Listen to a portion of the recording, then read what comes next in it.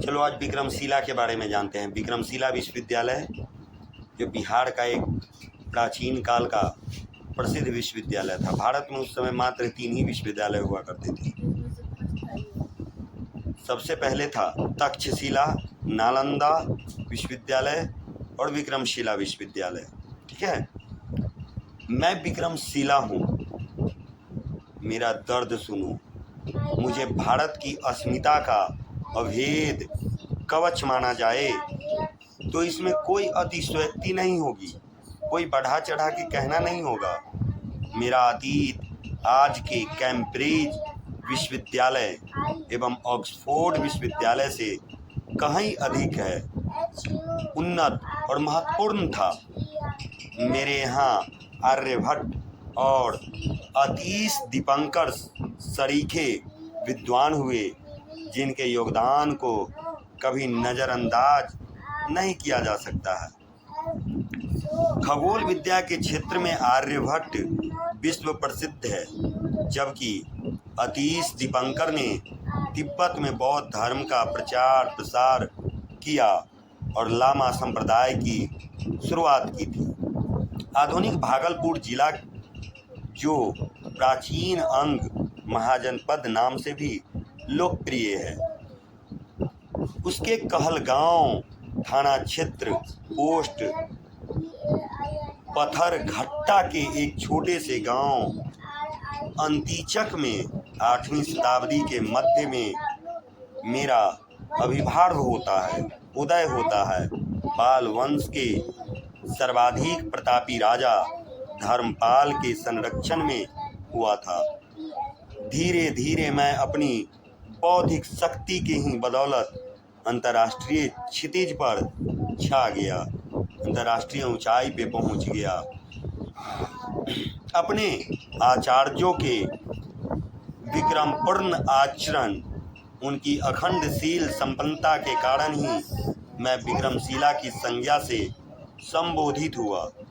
लेकिन किंवदंतियां हैं कि विक्रम नाम यक्ष को दमित कर इस स्थान पर विहार बनाने के कारण मेरा नाम विक्रमशिला पड़ा। मेरे प्रांगण में 6 महाविद्यालय विद्यमान थे, जहां अलग अलग द्वार पंडित नियुक्त किए गए थे। द्वार पंडितों के समक्ष मौखिक परीक्षा में उत्तीर्ण होने वाला छात्र ही मेरे प्रांगण में प्रवेश पाता था। द्वार पंडित आचार्य ज्ञान की विभिन्न शाखाओं जैसे तंत्र, योग, न्याय, काव्य और व्याकरण में पारंगत थे। केंद्रीय महाविद्यालय के द्वार पंडितों को मेरे आधार स्तंभ की श्रेणी में रखा जा सकता है। उल्लेखनीय है कि हरिभद्र मेरे प्रथम आचार्य कुलपति थे। नालंदा विश्वविद्यालय के आचार्य शांति रक्षित के शिष्य होने के नाते कहीं कहीं हरिभद्र को शांति भद्र भी कहा गया है। मेरे पास एक समृद्ध पुस्तकालय था। तंत्र विद्या एवं तर्क विद्या सहित प्रारंभिक दर्शन और बौद्ध दर्शन से संबंधित ग्रंथों का यहाँ विशाल संग्रह मौजूद था। यहाँ की पांडुलिपियों को तैयार करने के लिए आचार्य और शोधार्थी दोनों अधिकृत थे। राजा गोपाल द्वितीय के शासन के 15वें वर्ष में प्रसिद्ध ग्रंथ अष्टसाहस्रिका प्रज्ञा पारमिता की पांडुलिपि मेरे घर ही तैयार की गई थी। यह ग्रंथ आज भी ब्रिटिश म्यूजियम लंदन की धरोहरों में शामिल है। दानशील, धैर्य, वीर, ध्यान और प्रज्ञा पारमिता के प्रमुख अंग थे, जिनमें पारंगत होना मेरे उद्देश्य में शामिल था।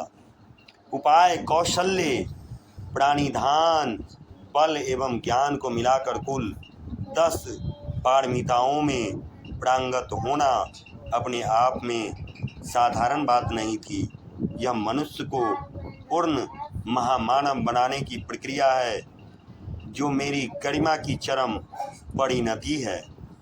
10वीं-11वीं सदी तक मैं पूर्वी एशिया का एक उत्कृष्ट शिक्षा केंद्र बन चुका था। सम्यक ज्ञान दान परंपरा में मेरा कोई सानी नहीं था। मेरे प्रांगण प्रवेश में प्राथमिकता वैसे विद्यार्थियों को ही दी जाती थी जो मेरे यहाँ पूरे सत्र में नियमित उच्च शिक्षा व शोधार्थियों के आकांक्षी होते थे।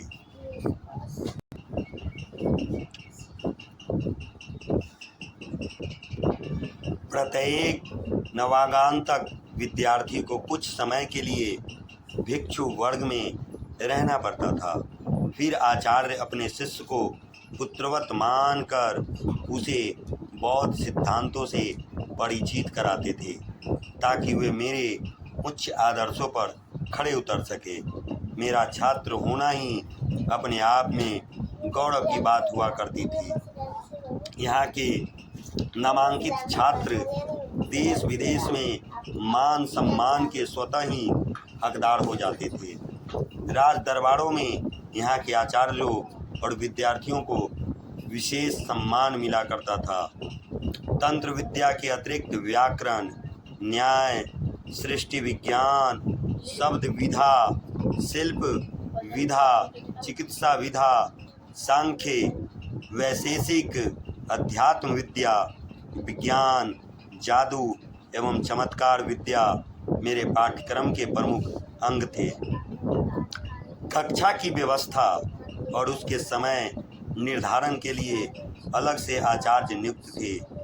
अध्यापन का माध्यम संस्कृत भाषा थी। वर्तमान में सरकार की सकारात्मक सोच एवं पुरातात्विक विभाग के अथक प्रयास से मैं वर्षों गुमनाम रहने के बाद एक बार फिर सुर्खियों में आ गया हूँ। पुरातात्विक खनन से मेरे प्रायः सभी इमारतों की प्राप्ति हो जाने की आशा प्रबल हो गई है।